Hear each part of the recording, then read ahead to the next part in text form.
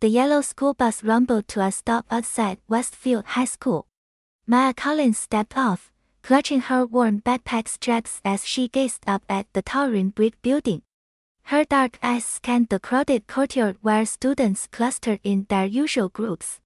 She took a deep breath and walked toward the main entrance, her sneakers silent against the concrete. Maya had moved here from Chicago with her grandmother after her parents deployed overseas. She preferred staying invisible, observing rather than speaking. But as she navigated through the hallways, checking her class schedule, she felt eyes following her movements. "Look what we got here," came a voice from behind her. 3 boys emerged from the shadows near the lockers. The tallest one, Jake Morrison, had bleached hair and cold blue eyes. His friends, Tommy and Brad, flanked him like loyal dogs. They blocked Maya's path, their smirks growing wider as other students began to notice the brewing confrontation. Maya's jaw tightened, but she said nothing. She had learned long ago that silence was sometimes the strongest response. Jake stepped closer, his voice dripping with malice. Well, another one of you people thinks they can just waltz into our school." Maya's hands remained steady at her sides, but her breathing deepened. She had heard these words before, in different places, from different mouths. The hatred always sounded the same. "Cat got your tongue." Tommy sneered, circling around her left side. "Maybe she doesn't speak English." Brad laughed, blocking her escape route. "Yeah, probably just another welfare case." The hallway had emptied as classes began, leaving Maya alone with the 3 bullies. She calculated her options, remembering her grandmother's words about choosing battles wisely. "You don't belong here," Jake hissed, shoving her shoulder. "We're gonna make sure you understand that." After school, they cornered her again near the gymnasium.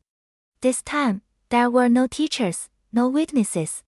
Jake grabbed her arms while Tommy and Brad forced open an empty locker. "Time for your welcome party," Jake growled, as they shoved Maya inside the metal box. The door slammed shut with a hollow clang. Darkness surrounded Maya as she sat cramped in the narrow locker. The metal walls pressed against her shoulders, and the air grew stale. She checked her phone. 7 p.m. The school had been empty for hours. Instead of panic, Maya closed her eyes and controlled her breathing. In her mind, she could hear Master Chan's voice from her dojo back in Chicago. "When trapped, the mind becomes your greatest weapon. Fear clouds judgment. Clarity brings victory." She remembered the countless hours spent perfecting her forms, the black belt ceremony just 3 months ago. Her grandmother had cried with pride that day. Maya had earned her rank through discipline and dedication, not violence. Hours passed. Maya dozed fitfully, her body aching from the confined space. She thought about Jake's cruel words, about every racist comment she had endured throughout her life. But she also remembered Master Chan's teachings about using an opponent's anger against them. At 6 a.m., janitor Mr. Rodriguez heard faint tapping sounds. He followed the noise to the locker row, his keys jangling as he approached. "Hello? Someone in there?" The lock clicked open. Maya emerged, stiff but determined.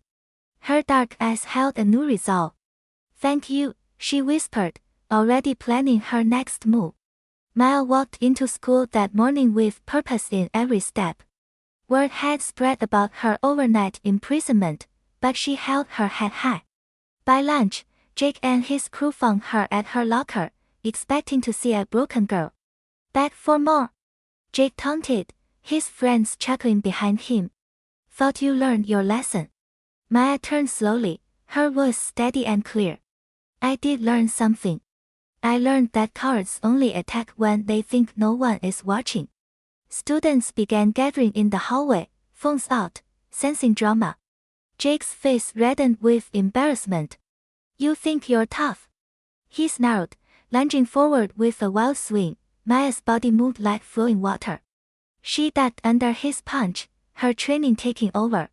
Her right hand deflected his arm while her left struck his wrist, numbing his grip. Jake stumbled backward, Shocked, Tommy charged from the side.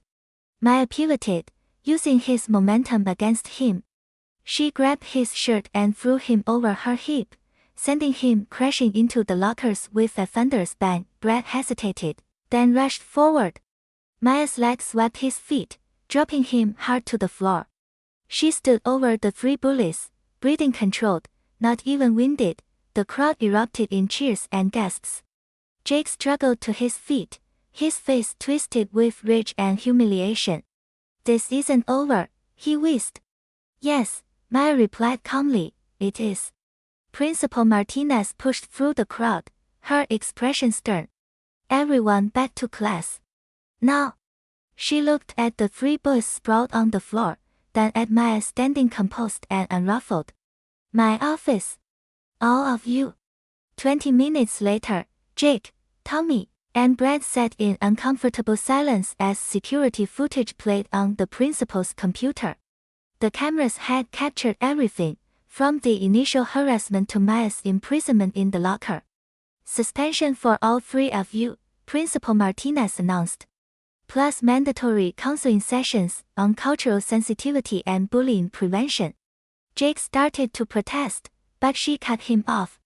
"You're lucky Miss Collins isn't pressing charges." Word spread quickly through Westfield High. Students who had once avoided Maya now approached her with respect and curiosity. She had proven that strength came not from hatred, but from standing up for what was right. At the end of the day, Maya walked to her locker with confidence. A group of classmates surrounded her, asking questions about her martial arts training. She smiled, finally feeling like she belonged. Sometimes justice took time, but it always found a way to surface. Maya had learned that courage wasn't the absence of fear, but the decision to act despite it.